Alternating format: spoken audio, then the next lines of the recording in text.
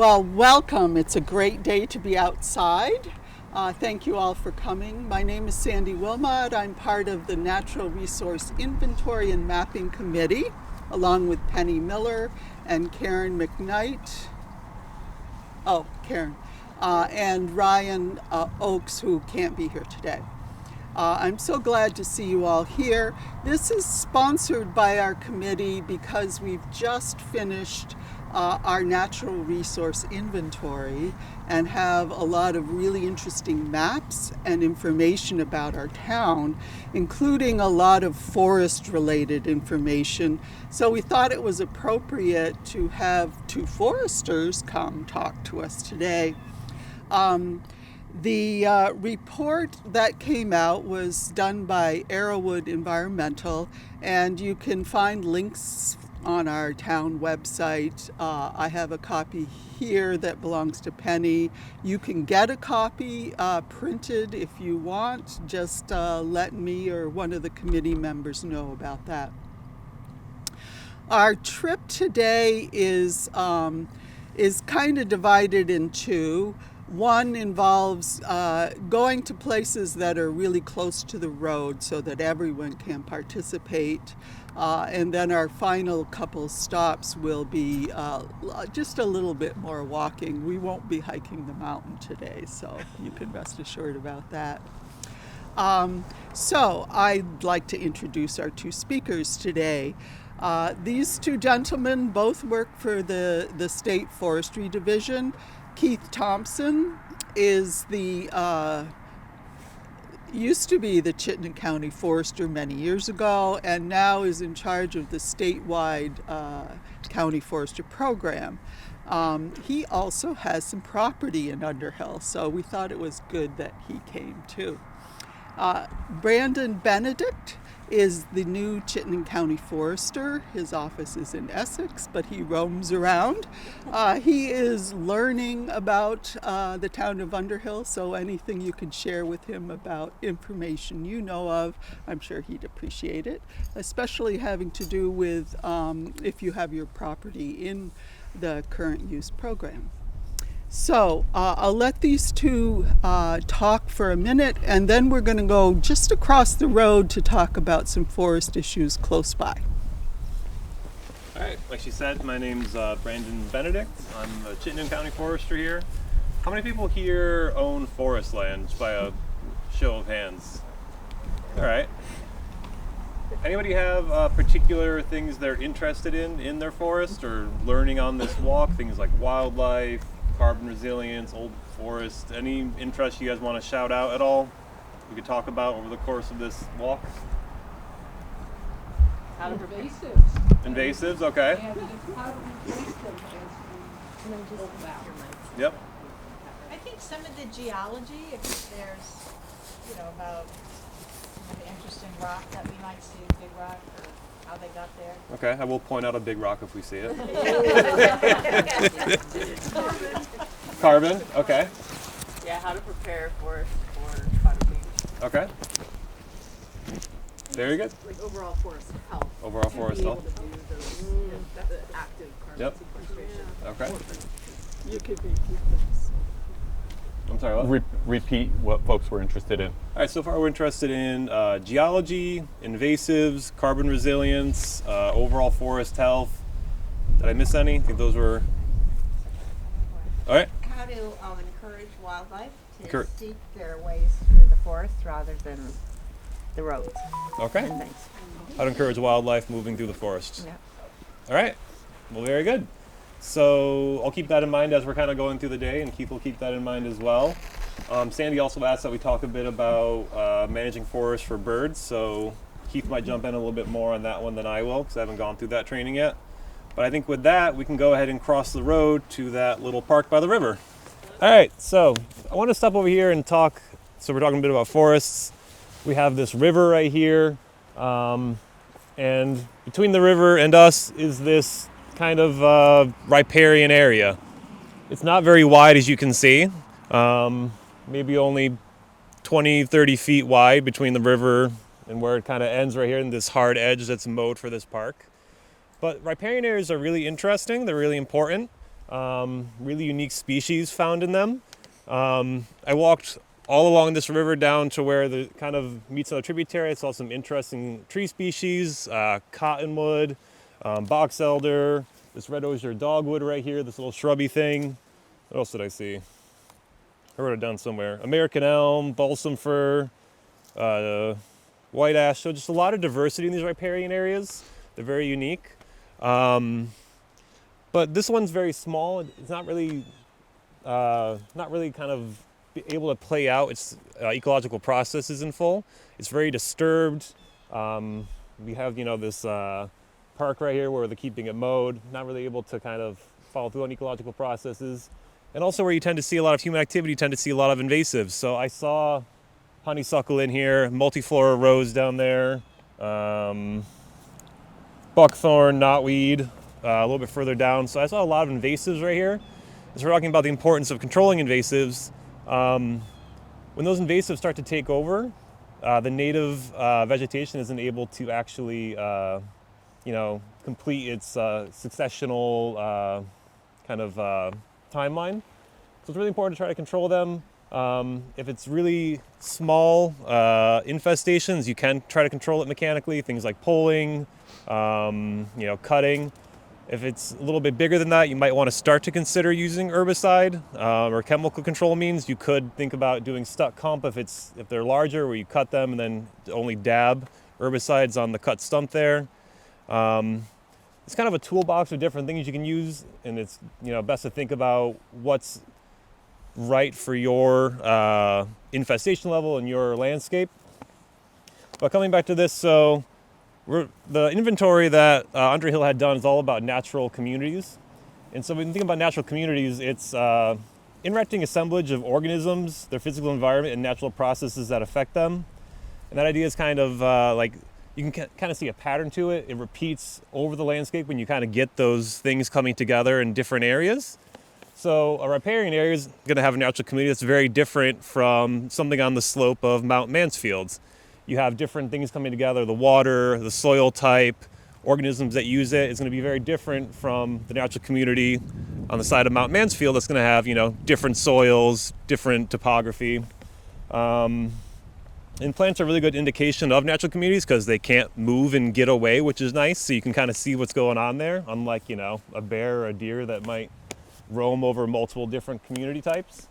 So when we see things like red osier dogwood, American elm, the cottonwoods right here, you can kind of see like they're interacting with their environment in a way, and you can kind of tell, all right, this is a wetland natural community type compared to something more upland. Coming back to the inventory again, something that was that they were looking at was how the wildlife habitats are connected. And things like streams, riparian areas, and like if you have fields, like things like field buffer or field, what's what I'm looking for? There we go, hedgerows, are great wildlife corridors for them to move through. So this little river right here connects 6 different forest blocks for wildlife, and I wrote down it connects, hold on, almost 27,000 acres together of wildlife habitat. So these are really important. Riparian areas are really important. If you have riparian areas on your land, it's really important to try to protect them. So using the acceptable management practices we have here in Vermont to try to prevent erosion, sedimentation from getting into them. And also thinking about creating a buffer. So like I said, this is only maybe 20, 30 feet wide right here. You'd like to see a little bit more because this buffer is actually going to trap sediment. It's going to be that wildlife corridor. So you want to see usually at least 50 feet of a buffer where you're not removing a whole lot of the canopy. And if you are doing active harvesting, really important to keep heavy equipment away from the stream, 25 feet where you're not going to bring any heavy equipment in at all. Anything you want to add, Keith? Sure. I think when thinking about forest land, we need to zoom in and out of different scales. We have questions about how to take care of this tree in this specific place. but we can't do that unless we're thinking about the context in which that place exists, or about how it's going to change over time. So the work that Arrowwood did is a really great snapshot of natural communities. There are some elements that we can imagine are static in some ways, but there's a way of thinking about forests that forests are a verb. They're a process. The river and its function as a riparian area, it's not functioning because it's static, because it's always going to be the same. It's defined by dynamism. It's defined by a flowing river that swells and lowers in level, that erodes the banks, that moves gravel bars, etc., and it shifts. And that exact dynamic is what makes it so special. It's why often along the edge of rivers there are shrubs, there are different layers of vegetation. It's kind of an unstable system. And then you go to the side of Mount Mansfield and it's a much more stable system. It's defined by its stability in some respects, except when the wind blows or except when some other event occurs. But its disturbance is very different than a river. It evolves in a different way. And because of that, it has different processes and different values, and it will shift in time in different ways and respond to stressors like things that are caused by humans or climate change or invasive plants in different ways. And so as a community and as landowners, it's important to think of the places that we need to care for that help us and help the natural world, to think of them not as static places or things, but as processes that we want to support their ability to continue to provide their value for water quality, wildlife, carbon, etc. But it's also our home. It's a place where we need to find value, or that we do find value, and as a community we connect with it and perhaps can better care for it if we find value in it. And so it's this very reciprocal process. And so that's kind of the zoom out part of it. We do that by paying attention to exactly what species are here, what invasives are entering, what disturbance has recently occurred. And so that's the zoom in and zoom out. Today, as we have this conversation, the takeaway is really about the place that we live and the forest that we live in express themselves in certain ways depending on the soil, depending on the species that are present, the unique climate of Underhill, and the microclimates of the places that these forests exist. But they have a history. This place used to be forest, right where we're all standing. It's not now. It's now on the edge of a really cool park that gets used by this community, and there are events, there's an ice rink, and that has an impact here. And it's worth understanding what that trade-off is and tending to it, and understanding where we want to make those trade-offs and where we don't. And we make those decisions as landowners, we make those decisions as whole communities and as a state in different ways. And really understanding forests and our impacts on them at different scales, I think helps us to be better citizens of the state and our local community. Talking about scales too, if you're a landowner, you might have, 100 acres or so, and you kind of think that's my 100 acres. I like to think too, these streams are going to cross multiple ownerships. So when you think about scale, you have to think these streams are so important. They're going to cross multiple ownerships, and Vermont is so cool that it has so many private landowners, but we all have to kind of work together to manage a lot of different factors to the best of our ability. So for our water health, that's going to cross multiple different ownerships, and we should all try to work together to try to manage that to the best of our ability. Something else I just thought of too, when I was walking this way, checking this place out originally, there was a bunny under this tree. So it is being used by wildlife. We wanted to talk a bit about forest health and carbon resilience. A couple of the species I mentioned here were American elm and white ash, which both have forest health issues facing them. Dutch elm disease for the elm and the emerald ash borer for the white ash.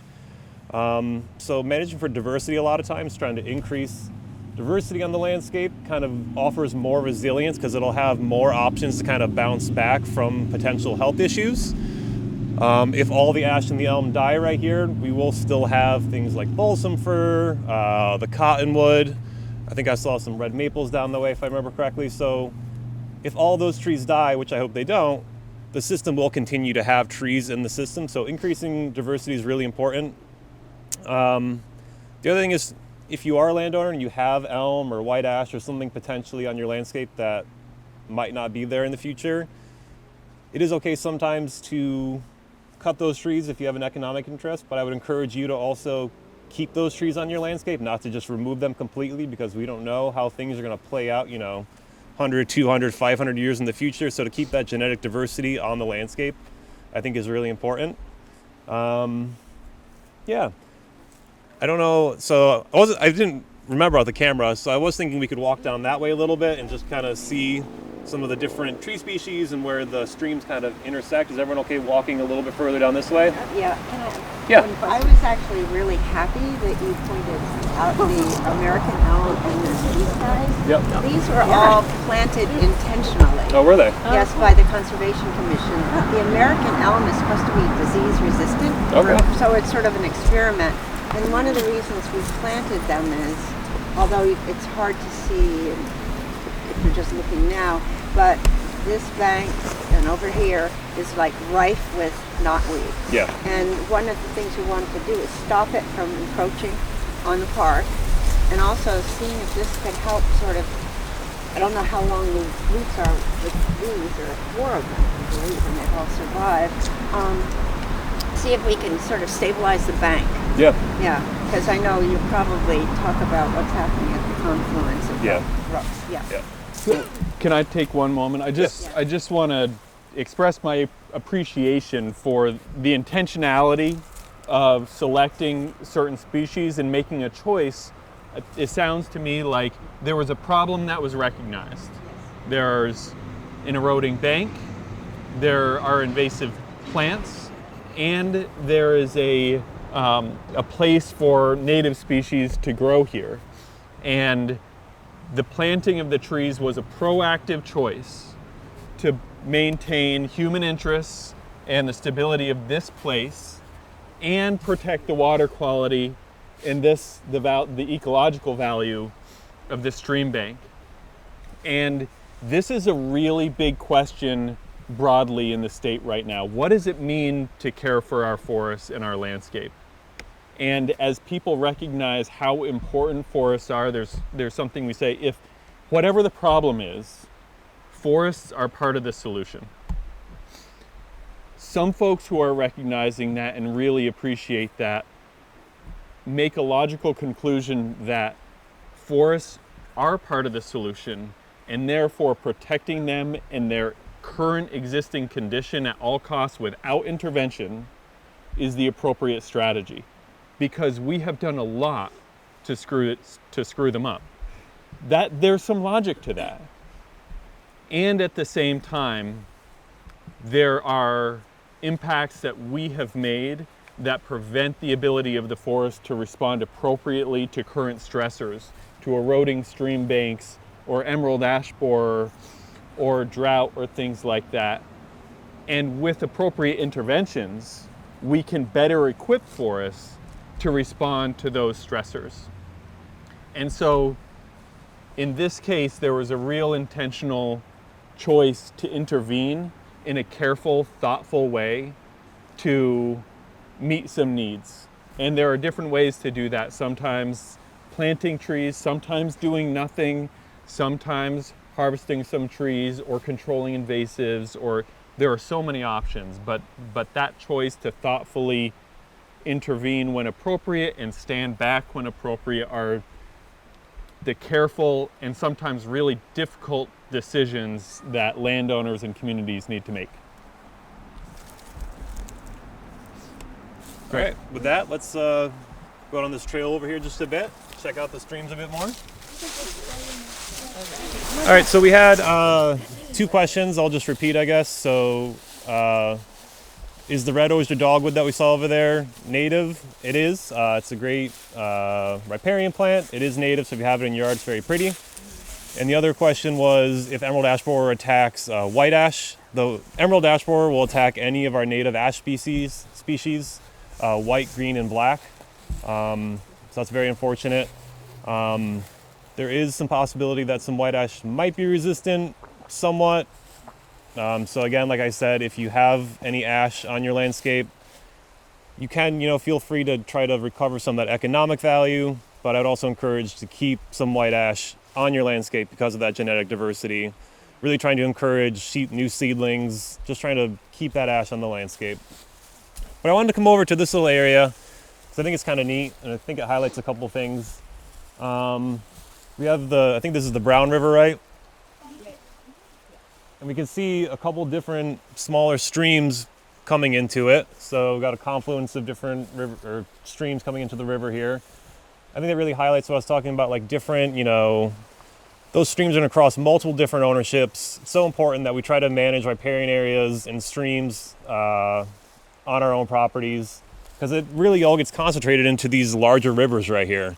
Anything you do on your landscape is going to be kind of, compounds on the landowner in front of you on the watershed again and again, and then until we get to the Brown River, and then that leads into I don't know where it drains into, I can't remember, but the Winooski. So Lamoille. Browns Lamoille? River goes into Lamoille. So point being, it just compounds on top of itself. There's also a lot of different trees right around here, a lot of different diversity. We have a yellow birch right there, a black cherry, a red maple, cottonwood, looks like sugar maple over there. So we have so many different trees in this area right here.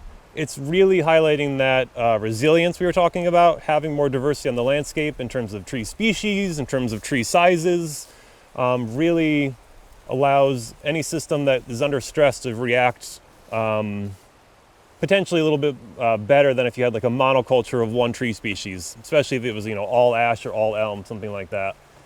Right along here, I remember seeing quite a bit of knotweed. So invasive species, not super cool. I mean, it's all over every single stream, it seems like, that I drive by. I don't really have an answer on how to control knotweed at that level, but if you have it on your property, I encourage you to think about trying to control it in some way. I've heard that putting like tarps over it for like multiple years can eventually kill it out. Keith, do you have any additions to controlling knotweed? There are a number of ways. I think controlling knotweed along its corridors from upstream going downstream is the more realistic strategy. Trying to do a spot treatment somewhere when there's sources of roots right above upstream, they'll just keep coming down. Waitsfield area along the Mad River has had a really successful coordinated effort to control knotweed, and I forget the specifics and I don't know a lot about the strategies, but they were sharing that within a certain area, all the headwater streams above a certain area have been cleared out of knotweed. So if there's motivation, that's a community that has taken a pretty diverse strategy, mostly mechanical strategy to deal with knotweed, and had real success on headwater streams. Another thing to point out, since we have this kind of like river with the 2 streams coming in, I wanted to point out, I said that this riparian area connects about 6 different forest blocks. So this is how it gets connected, is these little streams kind of are coming out of different forest blocks, and it connects those forest blocks so wildlife can kind of travel between them without crossing roads, or potentially without crossing roads. Are there any questions at this stop at all? I know of someone up on Bear County that is raking a large volume of leaves into the stream, and that's not a good idea. No, I don't think that's a good Not idea. good for water quality. No. Too much organic matter. I imagine that would be an A&P violation. You're putting debris into the stream. So I think the starting point, people can't deposit material into streams. That's a clean water violation. It wouldn't be an AMP if it's not related to logging. AMP is a term, acceptable management practices. It's practices that landowners or loggers need to implement when harvesting trees to prevent discharges into streams. I think this is a complicated reality. If you go up to the headwaters of the Browns River and you look in and you see piles of leaves and branches and things like that, that's awesome. That is the material that provides the basis for all the life in that stream, for the brook trout that depend on it. That debris is holding back material from coming downstream. And at the same time, if we are adding additional material, it is a source of phosphorus into the stream that can get down to Lake Champlain and cause algal blooms, et cetera. So we don't want to be adding a bunch of material to streams unless really thoughtfully, intentionally designed. There are cases where people are beginning to do strategic woody additions to create structural diversity in streams, to create pools for trout and things like that. We're talking about the land use history here and how diversity is important. The same is true in stream habitats. Diversity is important and it's lacking. We've had 200 years of removing material from streams and we've cleared our forests so that trees are not falling in, they're not old enough to be falling into streams. So our streams don't have old forest characteristics in the same way that our forests don't have old forest characteristics. And so I think the long answer to that is we don't want to be recklessly adding material to streams. And there are places where lack of material in streams degrades the habitat, and there are places where adding material to streams in careful ways can really benefit our streams. And may I add a short answer to that too? Sure. Is that decaying leaves are the preferred habitat for jumping worms. And so if you're adding jumping worms to water, then they will just go downstream to the next place. So all their eggs Right. heading down. Well, I wonder if putting a little education about that on Front Porch Forum, maybe that person might happen to read it, or so people don't, necessarily. I had a question about that too, jumping worm. I have a lot of leaves and I just pile them up and I use them for compost. Will the heat from the compost, we're off topic I know, will the heat from the compost kill the it is possible that it will. Okay. But how about in the spring, I'll try to start posting things about jumping worms. So we I can- have that problem, Yeah. so terrible. It's pretty hard to Yeah. go. Anyway, Any other questions here? All right, how about we meet back in the parking lot across the street and then we'll think about going to the next stop then. The forests are so important, obviously, we all know that, but it's so important for things like water filtration, clean air, wildlife habitat, recreation, carbon sequestration. They offer a lot of benefits. So Arrowwood, when they did their inventory, they were looking at forested blocks, and that's really more interested in the wildlife habitat potential, I think. So having large areas of contiguous forests that aren't separated by things like roads or houses. So Sandy recommended this as a stop because from here you can kind of see some of the different forest blocks. So we're right here, and you can see quite a few different forest blocks from where we're standing right now. So to our west here, there's a forest block right along there. To our east is the actual Mansfield block, which is the largest in Underhill. You can see forest block number 10. What is it called? South Hill? South Hill. South Hill is its own forest block. So quite a few forest blocks in Underhill. Arrowwood said that Underhill is 84% forested with 34 blocks that are at least 20 acres in size or more, so that's really great habitat for different wildlife. And again, a lot of those blocks are connected by those things like riparian areas where they can kind of move between those different blocks.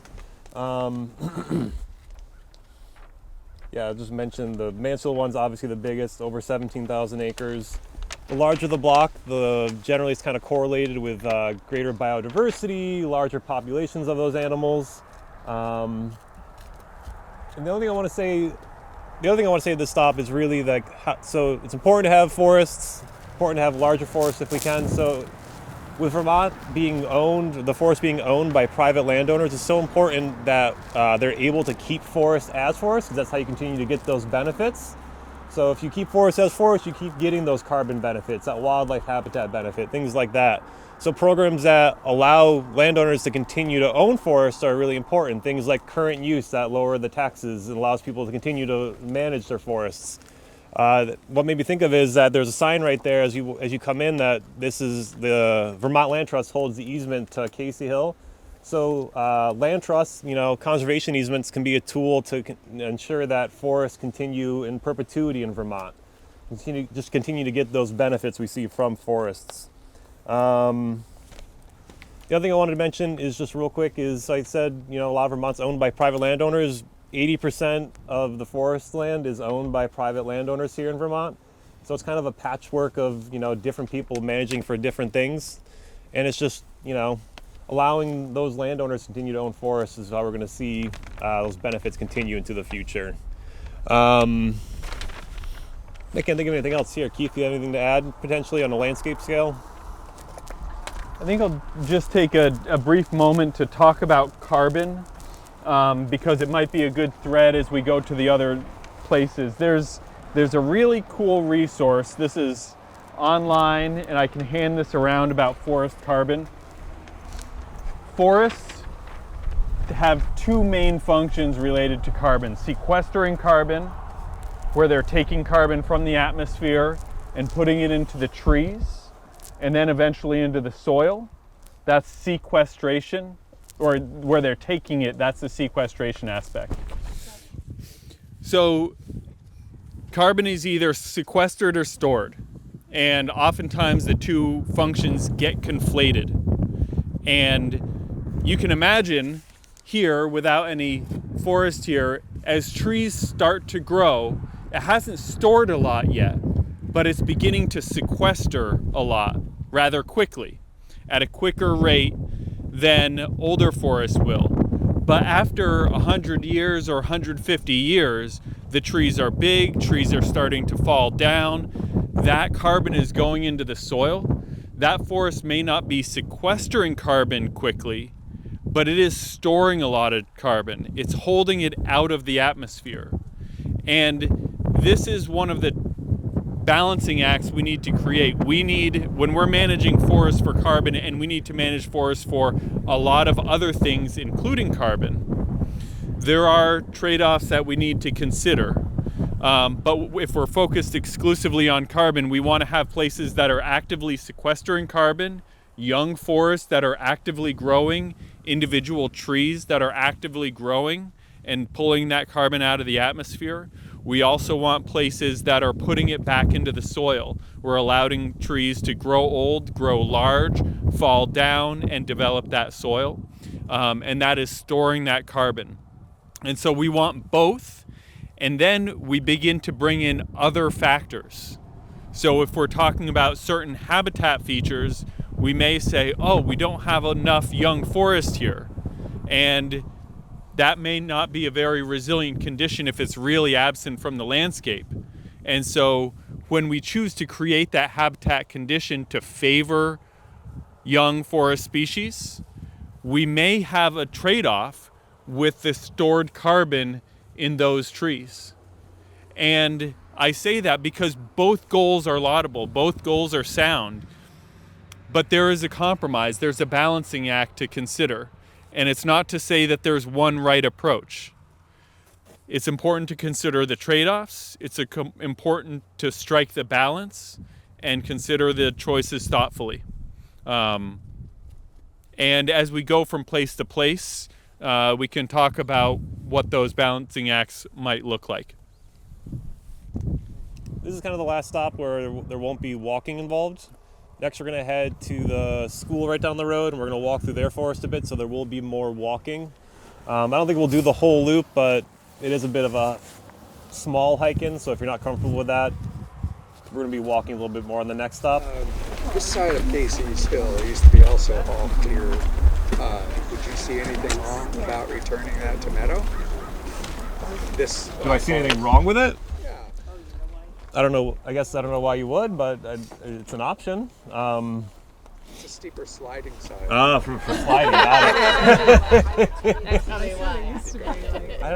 it. I think Keith was talking about trade-offs. There's, trade-offs with different forestry approaches, also trade-offs with just different landscape uses. So if this has a cultural use in the town as a fun sledding hill, then that's an option, and you do lose some of the carbon sequestration and storage. It's not a very big area, so I don't think it'd really be the biggest impact in the world personally, but it's just thinking about those trade-offs that Keith's talking about. Honestly, sledding would probably take priority for me, because that's the steep part. You got to have that part.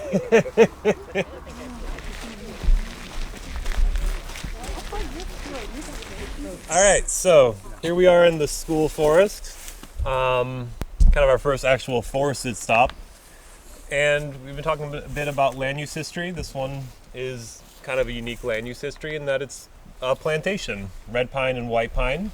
Kind of cool to see. Haven't seen red pine in a while. Don't see it very often either, but it's pretty neat, and I just like it. Saw it a lot more in New York than I have here in Vermont. But anyway, so we talked a bit about resilience of the forest, and I wouldn't think of plantations as very resilient. We have 2 tree species, red pine and some white pine mixed in. Not a lot of diversity like we were talking. And when we're talking about diversity, a lot of times we're talking about species diversity, so we just have these 2 species. But a lot of times with diversity, we're also talking about kind of structural diversity, so the way the forest, the size of the trees across the forest, the heights, kind of the general feel of the forest. So not a lot of diversity there either. They're all pretty much the same age. They're all more or less kind of similar in size, and it kind of covers this area pretty uniformly. It's not a lot of diversity in any way whatsoever. So something we would like to see is maybe more species diversity. We might like to see diversity in the ages of the trees, the sizes.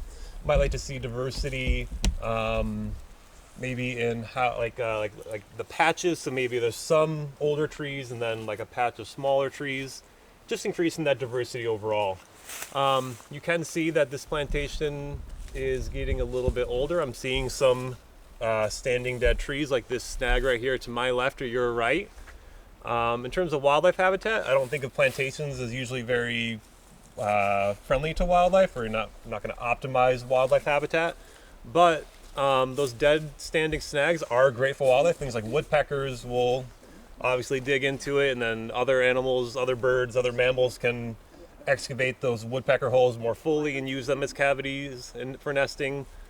Dead wood on the ground is very important for wildlife, so I see some dead or some down logs around me a bit. Very important for wildlife as well. We're talking about natural communities on this little walk. So the mapped natural community that Arrowwood put this under is white pine northern hardwood.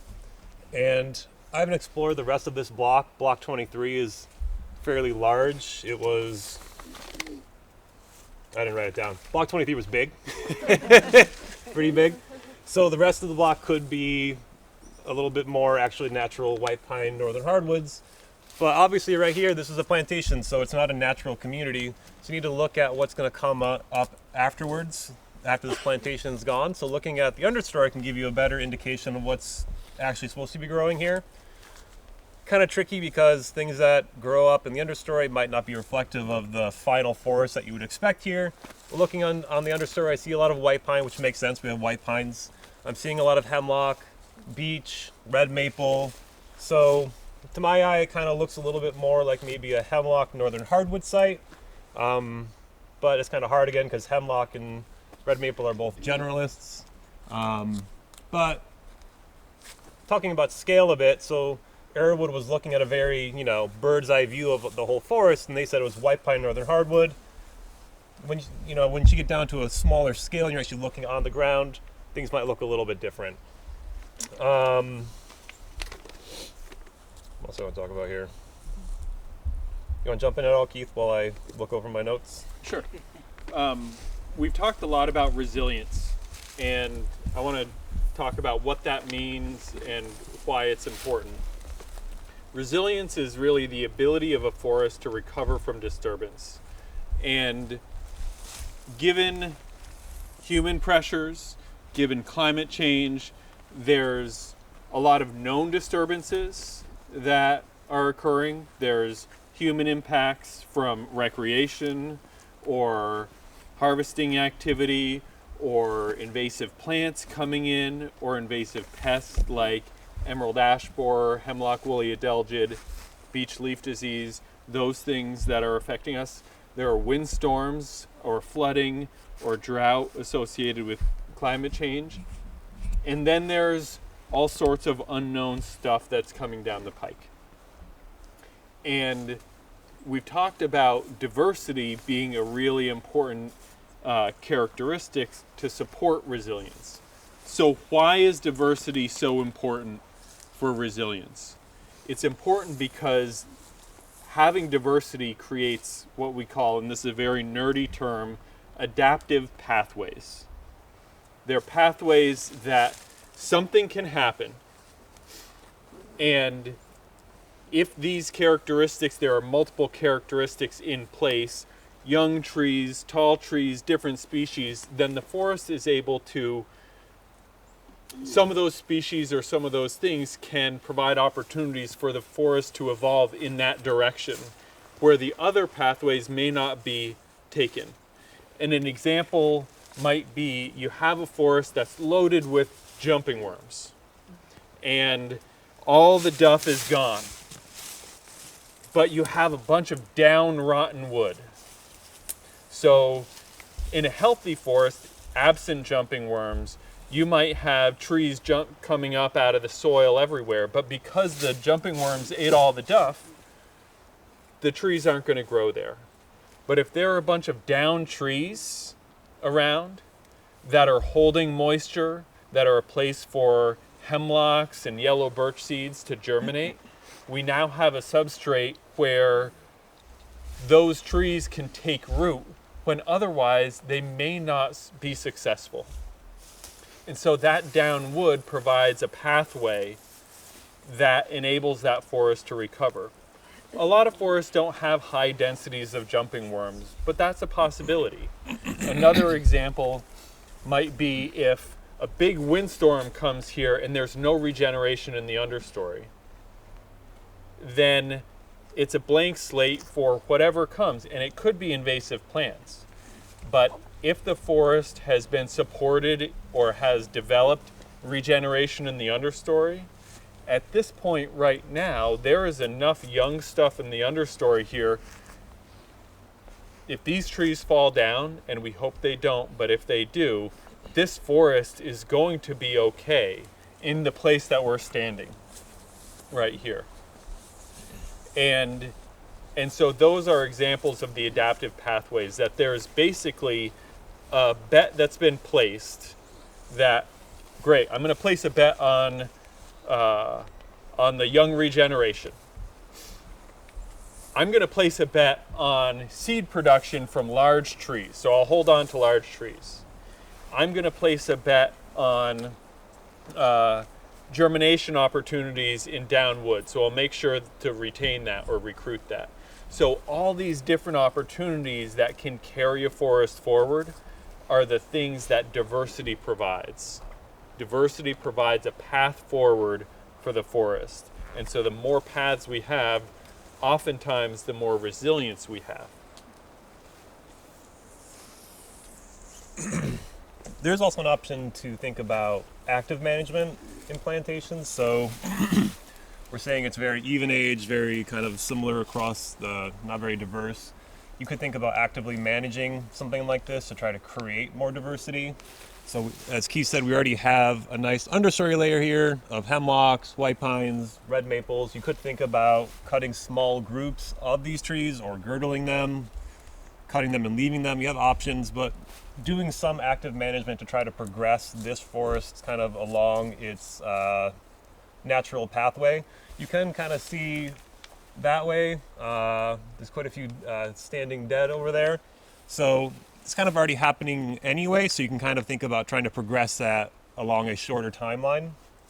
I think we're going to actually move up the path a bit. Oh, and we have one question though. In a situation like this, similar to where I live, like, would you also want to plant stuff, or would it be more about just trying to like remove things for people? That's a great question. So Yeah. you could do either, depending on what your forest looks like. So right here, we already have quite a bit of regeneration, so you could just think about cutting a small group and leaving it. Or you could think about doing planting. So we're talking about carbon resilience. You could think about planting some tree species that might do better with warmer and drier climate. So things like red oak, any hickory. You could even think about expanding some tree ranges, like maybe like yellow poplar. You could think about doing some plantings of tree species that would do better. And it's really depending on what your goals are, what you're interested in, and what your forest looks like. If there was no seedlings in this layer, but you wanted to do some active management, that's something you consider, is cutting small groups and then think about doing some plantings. When thinking about planting, why would we do it? One of the important reasons to do it is because the climate is changing faster than the range of tree species can move. And so there is some thinking that we can support climate adaptation by proactively planting trees for adapting to the current or future climate. These trees, today's climate is different than what these trees got established in. It's changing faster than than the trees and their populations are able to keep up. But if we're going to do that effectively, it's not just about grabbing a red oak, because you could grab a red oak from Michigan, or grab a red oak from some other part of the country where they're cranking out production. But if you're really trying to support climate adaptation, the source of those young trees really matters. And trying to get a locally sourced tree would be the way to do that. And there are certain places like Underhill and some others that proactively source local seed and develop young trees for planting. Unfortunately, the tree planting in the nursery industry in Vermont has not caught up to the demand for tree planting. Riparian plantings are some of the highest demand. There hasn't been historically a lot of planting in forested settings, but increasingly that's being considered one of the additional bets we can place when actively and carefully managing our forests. Is let's make sure we've got a suite of species that can support the wildlife habitat and the values and functions that forests provide. And supporting a species diversity mix is one really important and valuable way to do that. Any other questions here? Just a quick history on these plantations. They're all over town. And I always understood that 75, 80 years ago, the government provided these trees to farmers to plant for future forest product, lumber.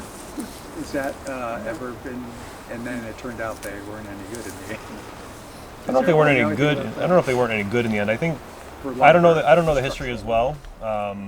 But just looking at these ones, I mean, they're pretty straight and they're relatively clear. So I think at some point, whoever was managing this did actually actively try to manage this as a plantation.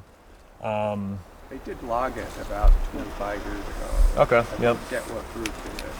So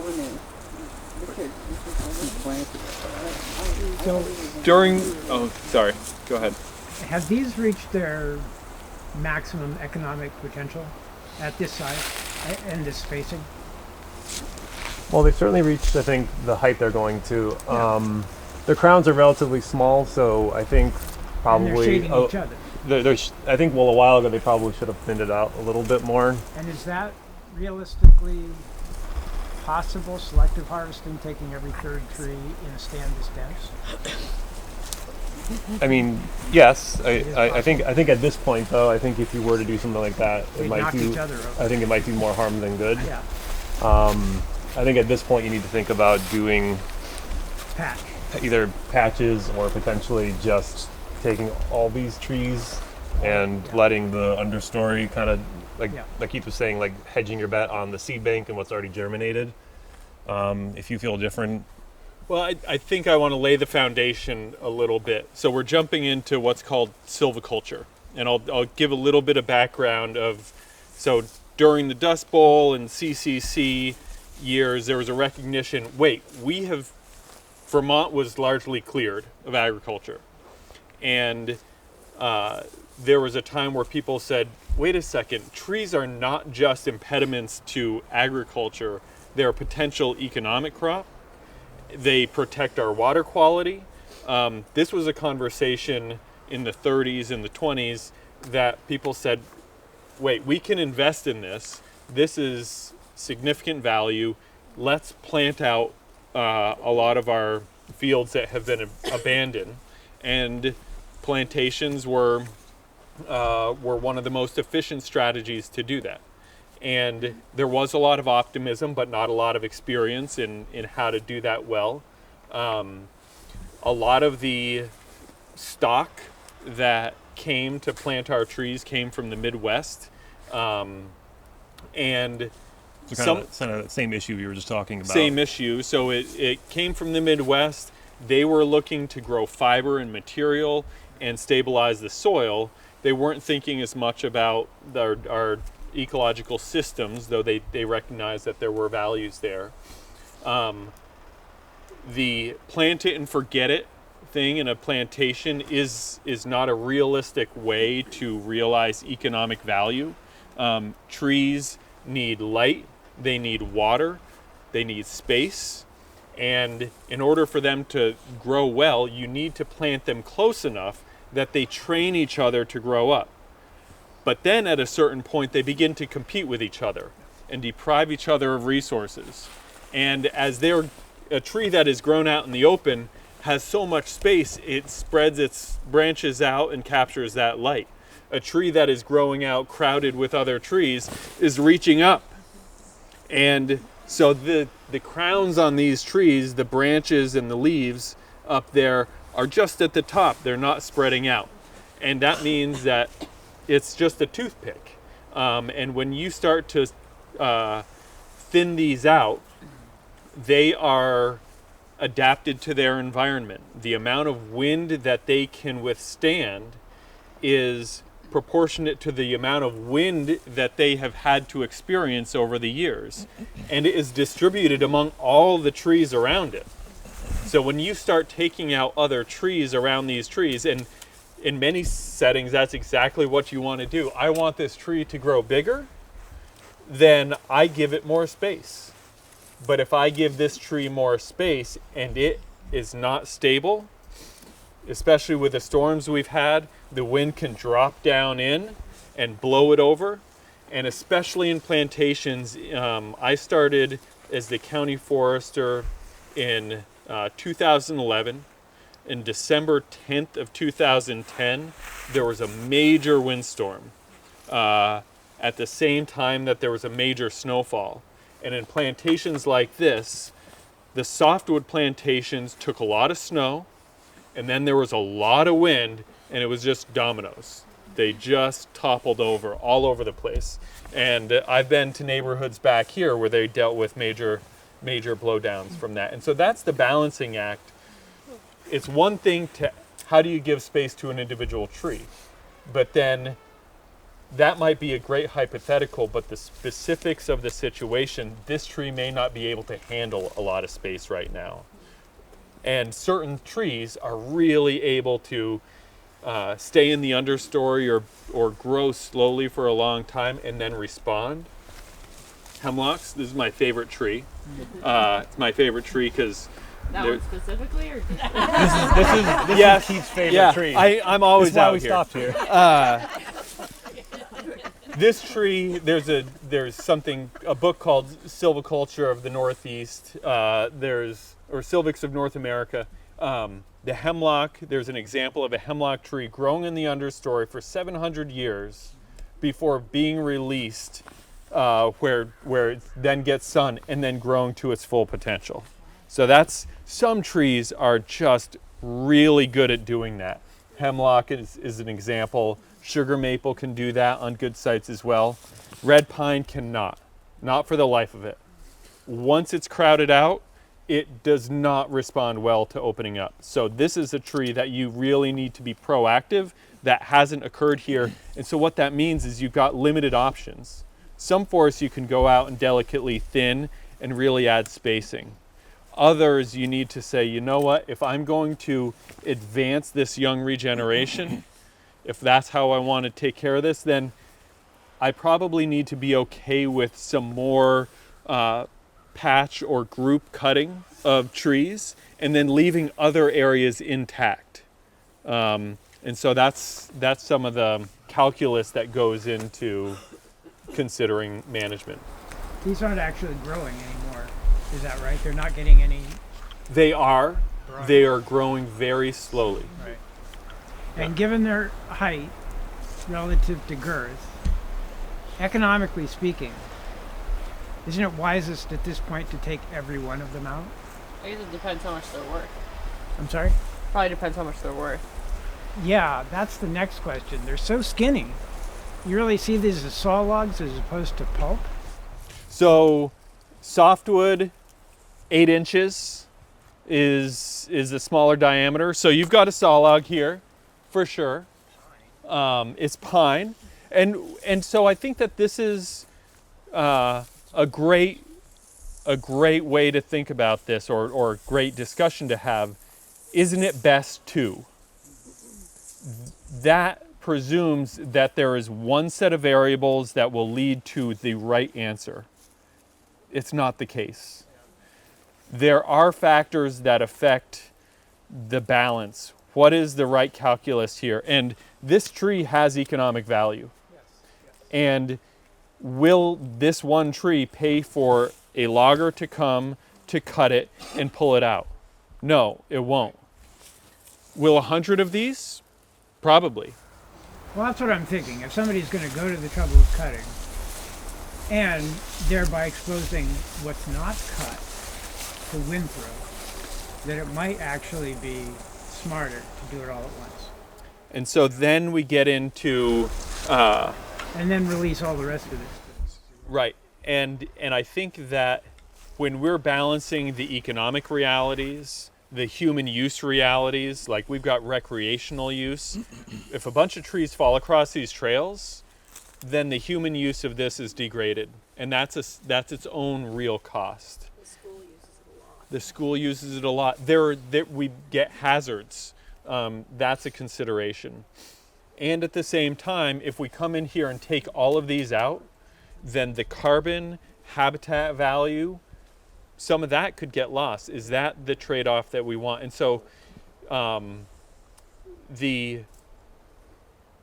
my principle when managing is keeping the elements present. And we may adjust their proportions, but this has value. This is a path forward. Standing or dead on the ground, it's a path forward. Removing some for the economic value and removing some to create space for these also has value. We don't need to do all or nothing. And so it's figuring out those proportions. That's the trick, and there's no one right way. In certain sites, there will be some bright lines, like we aren't going to create a known threat to kids using these trails. We won't do it. Are we going to come in here and totally wreck this as a recreational opportunity in the way that we design our operation, or that it's aesthetically totally unappealing because it's kind of central to the community and its use. No, we won't do it. How would we manage that and kind of tend that reality? We can't come in here and barely do anything. The cost, it's not practical. Do we want to come in here and hold on to some of the carbon potential of these trees? You know, so all of that comes into play, and I think it comes down to take some, leave some, or do nothing. Are the options. Nothing is always an option. I think I'll land at this spot and we can go in a moment as we talk about resilience and we talk about the ecological health of our forests, where our forests will be at and what their potential is 50 years, 100 years from now. This is a great place to be wrestling with the question of what does it mean to care for our forests here? And what do we want them to be? And the do nothing option, in this scenario, we will accrue down wood. We are recruiting native species. Doing nothing, this will be a great hemlock hardwood forest or white pine hardwood forest with big trees, small trees, downwood, all of that. In 150 or 200 years. On its own, it'll likely go in that direction. That's great. And then as the question we have as land stewards is, what do we want from this in 50 years? And if we do nothing, how close are we to that condition?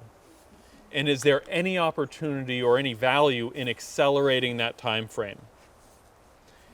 And to accelerate that would be to help these trees grow bigger, faster, to recruit new trees, to get some of this wood that will stand for another 50 years potentially, get it on the ground, get it to start rotting right now so it can provide new opportunities sooner than it might if it just does it on its own. That's not to say that's right, but you could say in 200 years we are going to have a vibrant, old, diverse hemlock hardwood forest here if we do nothing. That's awesome. It will take its own path to get there. We could also intervene and get to a similar functioning condition in 100 years by actively managing it, removing some trees, accelerating that process. And I'm not saying that there's one right approach or wrong approach here. I tend to think that taking a diversity of approaches across our landscape is the best approach. But what the right one is for this spot, Underhill decides that. I think we had a question or a Well, comment. it wasn't really. It was something I was thinking about, though. And if, for example, the decision was made to cut down all these pines, and then you'd be faced with having eliminated the overstory and then opening up to invasives that we don't want. I mean, I would think. And Yes. so that's one of the factors that I guess you'd take, you know, if you're a landowner, do you want to open it up for that? I did a patch cutting. I didn't personally do it, but I had it done because it was part of my 10-year plan. And when I went back to look a couple of years later, there were invasives growing there. I mean, and so I thought, well, and that's in the middle of the Chattagay, which is down in Chattagay it's called, down in Barnard. I mean, it's in the wilderness, and Yeah. all of a sudden they were there because of the, I think that raises a couple good points. So yeah, so invasives are a reality. yeah. And anytime the canopy's opened up and there's more light in the ground, that is a real possibility that you'll see more invasives. I think what you highlighted though that's so important is regular monitoring. So you went back out and you looked at that patch cut and then you saw invasives, so that affords you the opportunity to then do something about it. I think the reality is even if you did nothing, there's eventually going to be tree mortality and there'll be an invasive in your forest somewhere. The birds just love spreading those seeds so much. It's like their favorite activity is to spread those seeds. So I think no matter what, realistically we're going to see invasives in our forests. So I think regular monitoring, especially if you have forest management activities, is so important.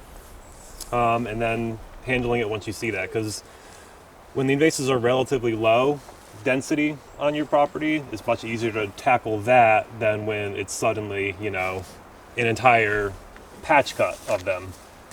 So catching them early with the monitoring is very important. And I will say on this site, invasives will take advantage of opportunities to occupy a site where there are available resources. And you look around here, I bet at least this spot, you come out here in the spring when the leaves are on, it's a thicket. And you cruise underneath here, it's shaded. So if these trees were to come off and the overstory were removed in groups or in larger groups, then the site is what we call occupied. And this is one of the challenges in managing forests is you sometimes need to strike while the iron is hot. This will not be the case forever. There are some places where the understory gets established, but the species that are established in the understory aren't going to compete well in that amount of shade. And sometimes they will die out depending on the species. And so sometimes once they're present, it's good to be proactive and take advantage of that understory. But then if there aren't any things in the understory and you're creating that opening, oftentimes that's intended to establish regeneration, but your point, that is the greatest risk for introducing invasives. And so there are ways to have good practice to have people spray off their equipment before they come in, do the monitoring, time harvests with good seed years to support regeneration of the desired species, those that are going to compete well on the site, things like that. So it's a part of why I love it is it's such a cool science that's really local and specific to the site. Any other questions or comments here? So I'm going to add a couple more things. We're running close to our time, so I'd like to go to the next stop actually. But while we're right here, you can hear that stream that eventually goes into Browns River is just below us. So just to highlight again the importance of, different landowners are going to have an effect on that stream quality because it all kind of compounds as you work down the watershed. I remember we wanted to talk about geology a little bit. So most of the uplands of Underhill are all glacial till, so just soil sediments that were in the ice because this whole area was covered in glaciers. So all those sediments that were in the ice as it kind of retreated just kind of fell down on top as a blanket on these upland areas, so like kind of where this hemlock or where this red pine, white pine plantation is. But down in the stream beds, in the valleys and things, a lot of that sediment is more alluvial, so being transported by streams. So like the floodplains are going to flood and the stream carries sediments with it, and then as the floods kind of retreat, drop sediment down in the floodplains. So this is a really good kind of comparison visually between upland glacial till and alluvial sediment down there. And we're right on the edge of Lake Vermont, right? So some of this is lake sediment from 20,000 years ago. There are clay deposits in some areas, sand deposits in other areas. And so I don't know exactly where the margins were, but that totally changes what's going to grow where and makes this a really special and unique place. All right, I think that is everything I wanted to cover here. So we'll head back to the cars and we're going to drive up to Proctor Maple Research Center. But this is a cool stop because you kind of get almost like a tale of two forests right across the road from each other. This is a plantation that was planted in 1960. And it's very different from across the road, which has been a managed sugar bush for quite a while, but not a plantation. So you can kind of see the difference between the two just looking at them. So this plantation, planted 65 years ago. You can just look at it and see that it's not very diverse. The only trees you're seeing are these maples. They're all relatively small, about the same size. Not a lot in the understory going on. which is not what you'd expect to see after 65 years. If you look at the soil maps, which I did, that and this say it's the same type of soil, but that scale that you're looking at, is not very fine. And so when I was talking with the director, the theory has been, and they've never tested it for some reason, but that there's two different soils on this side of the road compared to that side of the road, because that side tends to be a little bit more productive. When you look at that side, you get a lot more diversity of species, obviously, a lot more diversity in terms of sizes, ages, and you get a little bit more in the understory. So looking at this side, not going to be great for a lot of wildlife reasons. You're not going to get a lot of habitat. There's no woody debris at all on the ground. Not a lot of, well, kind of hard to tell, I guess, in the winter, but I'm not seeing any standing dead in any way. So not very resilient, not very diverse, not the type of forest you really want to try to manage for, honestly. But on the other side, I see some downwood. You see a lot more diversity of species. It's going to be much more resilient moving into the future.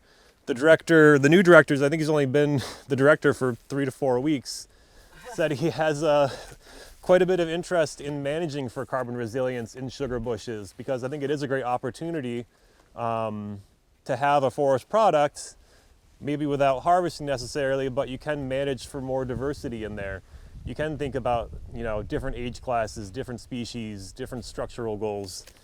Do you know if they're planning to let this become more diverse as time goes on, or are they going to try and keep it pretty generic? They are going to keep it, I think, like this, because they're excited that they can almost start to tap these trees, because I think they said they start tapping around 10 inches, so you can see some of the trees are tapped, but not all of them. So I think they're finally happy after 65 years they can actually tap any of these maples. So I don't think they're going to be cutting any of them anytime soon. So we're talking about the Arrowwood inventory thing. So this is part of a larger forest block. This is part of the Mansfield forest block, the 17,000 acres. When you go that way just a little bit more, it's considered core forest, where it kind of gets away from any human influence, more or less, which might not be true, because I'm assuming it's still tapped going that way. How are maples doing in general with climate change? So I think you and I talked a little bit about it, but so in general, we kind of have like the tree species. There's some that are going to do well in climate change and some that are not going to do as well in climate change. So we mentioned the last stop, planting potentially oaks and hickories. Those are going to do potentially really well in climate change. They can handle warmer climates. They can handle dry spells a little bit better. So those are kind of winners. Sugar maple is not going to be a climate change winner. It's not going to do necessarily well in warmer climates, and it's not necessarily going to do better with longer dry spells. I think red maple is considered a climate change winner. It's kind of a generalist. I think red maple will always do fine. They grow in Florida. Yeah. I saw a bunch. I was in South Carolina before this. There was still red maples down there in the swamps, and they'll do fine. Was you add anything here, Keith? Nope. Okay. You said this was planted in 1960. 1960. All genetically similar. Was it hayfield before that? I think yes. Tim said it was a field before that. I'd hoped he said he was going to send the management plan to me so I could read kind of what was going on, but I guess being week 4 of trying to manage the whole thing, he probably had other things going on. But he did mention this was a field before they planted it into a plantation. Still pretty poor. Yeah. So they look pretty small for 64-year-old trees. Yeah, so they're not doing very well. That's what I was kind of saying. They think there's kind of a difference on each side of the road about the soil. But yeah, after 65 years, you'd expect to see bigger than that, and you'd expect to see a little bit more, I think, in the understory too. Yeah. Not the best site right here. They just cleared it. Our property is actually across the road. Okay. And they just cleared this like in the last 2 years. They cleaned the out understory? a lot of understory. Okay. Yeah. And opened up a lot of the trees. And then they have a whole other experiment going on beyond the plantation, just down the hill. You can see it as we drive down. Mm-hmm. And it's just another example of economics and ecology coming up against each other and making decisions across those two different dimensions. They're doing the research to try and keep maple production high in Vermont. Yeah. But what's down there is a super tight plantation, and they're topping the trees and pulling sap off the top of the trees, which is a whole different production. Yeah, it's from a biological standpoint, it's fascinating, but from an ecological standpoint, it's essentially moving into a annual agricultural practice rather than a long-term forest practice. They're trying to give farmers a way to get a little more out of their, it's a little more high income impact, out of high their land. value, financially, economically. In a very small space. I think sugaring is a great example of the economic potential of forests to provide other values. But it's not without its tension with many values. Sugar maple and red maple are the target species that provide that economic value, and yet we've been talking about the value of diversity for resilience, for the suite of species that depend on forests, for all the values that they provide. And so it's a great place to really wrestle with what do we want from our forests, what's the right balance, and we do a lot of work with sugar makers to really wrestle with that. I think it's also a great example. There's, even within the state of Vermont, there's a question, is sugaring forestry or agriculture? As a forester, we tend to think that syrup comes from the sugar house, and sap comes from the forest. So sap is a forest product, and syrup is an agricultural product. We haven't come to a total consensus on if that's true or not, but. Is there a significant impact of sap lines on wildlife, or is it not an issue? Anecdotally, there are many who would suggest yes. There has never been a really comprehensive study to demonstrate that it does. It is hard to imagine that deer or moose in particular could approach a network of lateral lines and feel as comfortable moving through that as an area without it. But it's hard to speculate, and when we're managing really important uses and different values, it's really important to lean on the science of it. So we can't discount its potential, the potential impact, but we aren't ready to say absolutely there is and here's how to mitigate it. Another component of future forests is regeneration, and for sugar maple, I know it feels the deer pressure quite a lot. I don't know if you could elaborate on regeneration in the state. Yeah, so deer love eating sugar maple. It's just delicious for them. So it is a challenge sometimes to get regeneration of desired species, in this case, sugar maple. Part of that is there's a lot of deer on the landscape, not a lot of hunters anymore. We've gotten rid of the natural predators of deer, so we don't have cougars on the landscape, we don't have wolves on the landscape anymore, so humans are now kind of the apex predator that could control deer populations. So I encourage you, if you do own land, if you're a hunter, to hunt deer. If you're not a hunter, to consider allowing people to use your land for hunting deer. To try to control that deer population. Past that, there are things you can do on your land to try to promote regeneration. So we talked at the last stop about small groups or patches.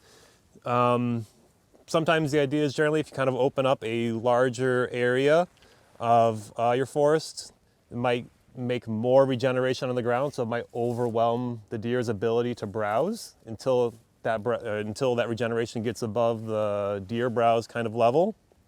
Another thing you could think about is if you do a harvest or if you're thinking about trying to regenerate, leaving slash on the landscape makes it just difficult for the deer to maneuver, like we were saying with the lines. Now I'm wondering if tubing is good to control deer, promote regeneration. Maybe that'll make it easier. What? It certainly controls skiers. Yeah. Yeah. It's hard to walk through the woods too with it, I know that. So yeah, it is a challenge. The things you can think about doing. Another thing you could think about is doing some plantings. You could plant, maples. You could think about planting other things for climate change and planting more diversity. So kind of all I can think of off the top of my head in terms of that. Anything to add? It can be really difficult to control deer browse, and so much so that sometimes in efforts to manage forests, people will cut trees expecting a regeneration response and fail in that. And if they fail to establish regeneration, we talked about needing to occupy the site quickly with native regeneration. If we don't occupy it with native regeneration, then it's a prime opportunity for invasive plants to get established. And so we really need to do a great job thinking about protecting existing regeneration, being really pragmatic about securing regeneration, and realistic about what it takes to get there. And this is for private land management. One of the challenges is what is necessary to secure regeneration may not be what private landowners want to see on their land to establish it. It doesn't mean that we should compromise one for the other. It's really trying to figure out what is going to be successful and being realistic about that. Sometimes it might mean, you know what, if what it takes to establish regeneration is more than I can tolerate, then doing nothing may be better than creating a disturbance that won't establish into native regeneration. Alternatively, if it's really important to establish regeneration, and sometimes it will be, then maybe it takes doing a little bit more. Maybe it's underplanting, doing supplemental plantings and protecting regeneration or things like that to ensure its success. Oftentimes we want to have our cake and eat it too. Sometimes we don't have the luxury of that. And we need to make a compromise to secure the health of the forest. One last thing I'll add here is, so we're talking about natural communities at each stop. This is kind of, I guess maybe obviously to all of you, but this is the northern hardwood community type, maple, beech, and birch. That's kind of what they call the matrix forest type here in Vermont. It kind of is almost the backdrop that almost any other natural community type almost kind of compares itself to. I can't remember. Nested within. Nested within, yeah, it's a better English usage than whatever I just said. So the other community types are generally nested within the northern hardwood community type. It's the predominant community type here in Vermont. And this is what we're looking at right here. You'll see that maple, beech, birch. I think that's everything I have for right here. Are there any questions? Foresters for the birds. Foresters for the birds. So we've talked a lot about the value of diversity for resilience. And diversity, the resilience that the structure or the value that the structure confers is for resilience, but it's also for the species and functions that depend on the forest. And people love birds. Birds are really important. And there are a lot of different kinds of birds. Interior forest birds, we've talked about early successional tree species and plants. There are also groups of birds that tend to be associated with interior forests or core forests. And these birds, they don't all just love the exact same thing. They don't just all love big forests. They have their specific niches, these places in the forest where they tend to nest or get food, etc. And so there was this work that Audubon, Vermont did years ago in collaboration with Forest Parks and Recreation, where they recognized that bird populations, neotropical migrants in particular, populations were declining, and our forests are one of the premier, in the world, premier breeding habitats for these groups of birds. And if we want to support global population health of this suite of birds, and examples would be things like chestnut-sided warbler, black-throated blue warbler, birds like that, then we need to be supporting the habitat that they depend on. Given our land use history, a lot of our forests are lacking the structures that allow those birds to make maximum use of our forests as breeding habitat. Because the black-throated blue warbler is an example of a bird that it needs to nest in the understory of a forest. Think like 5 to 15 feet off the ground. And if you walk into a forest that was field 70 years ago, you may have a whole bunch of tall trees, but no short trees, nothing in the understory. And if you don't have a place for that bird to nest, it won't be there. And so this Foresters for the Birds initiative was a way to shift away from the conversation about timber as a rationale for forest management and really think about bird habitat as a rationale for forest management that is really coupled with the operational realities and opportunities that come with forest management and cutting and growing and regenerating trees. So this Foresters for the Birds effort helped foresters and landowners think about, to look at their forest through the lens of a bird and its use of that forest as habitat. Think about what the forest is lacking in support of that habitat, or what it has, and how to support those structures. And so one tool that we came up with when we were developing this is this lens where you look at every forest. This will be embarrassing for everybody. So take your hands, these are your bird hands, put them in front of you. All right. On one hand you have living material. On the other hand you have dead, and this is your forest assessment. Say, take your right hand, we're assessing the living material, and you look at the forest, and understory, is it dense? Looking at this forest, is it dense? No. Okay. So we're lacking understory. Midstory, 15 to 45 feet. All right, we've got some more. All right, overstory. Do we have a pretty dense overstory? Okay, it's sparse, there's some. But we have the greatest opportunity for improvement here is in the understory. So that's good. Now we're looking at dead and down material with the left hand. So leaf litter is the stuff that's right on the surface of the ground. What do we have there? Do we have good leaf litter there? Good coverage? Yeah. Think, you know, ovenbird? Teacher, teacher, teacher. So that's the bird that nests right on the ground. It needs leaf litter to make its nest. So we've got that. That's great.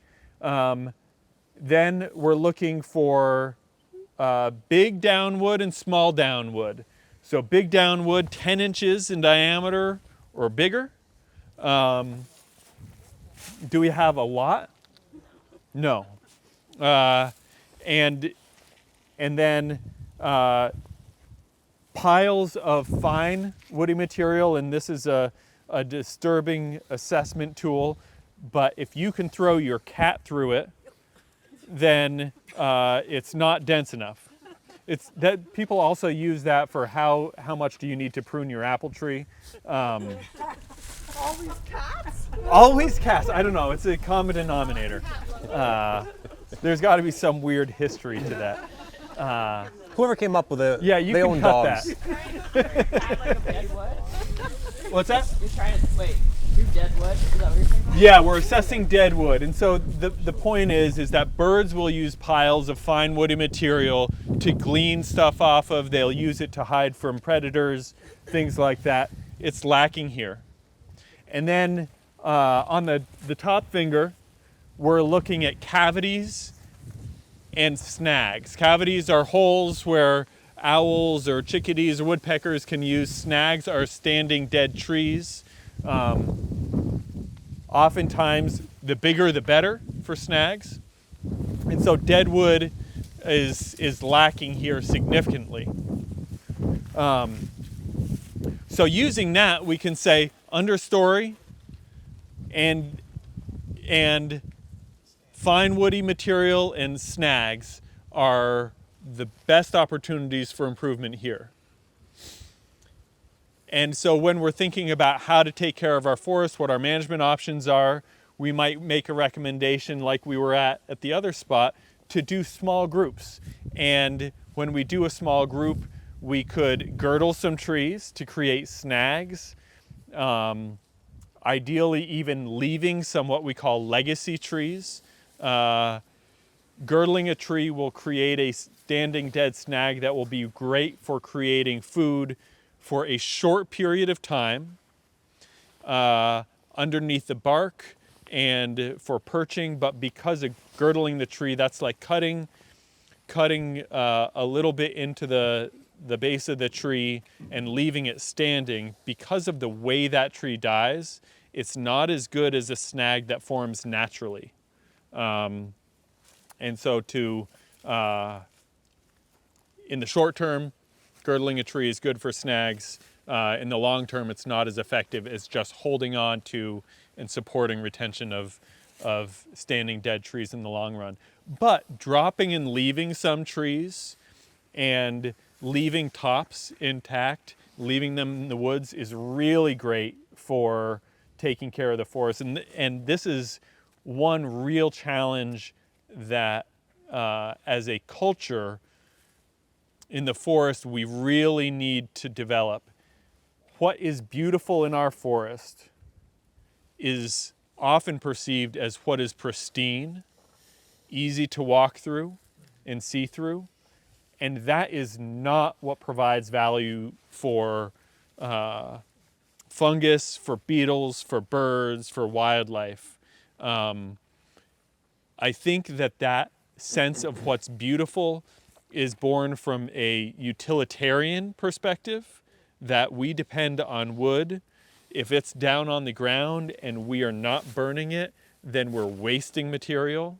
I think it comes from a European history where we're managing a lot of plantations and maximizing productivity, and utilization is an ethically valuable way to care for our forests. We've learned a lot, and I encourage folks to look at forests and see that mess and think about it is better because of that mess.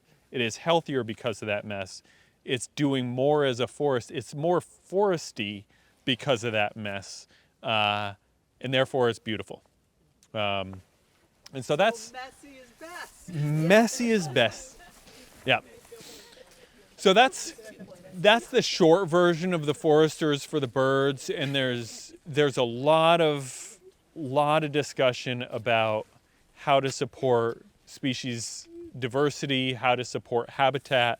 We talked about connectivity through forests earlier in the day, and connectivity occurs at so many scales. You know, what's important connectivity for a bear is different than what's important connectivity for a salamander.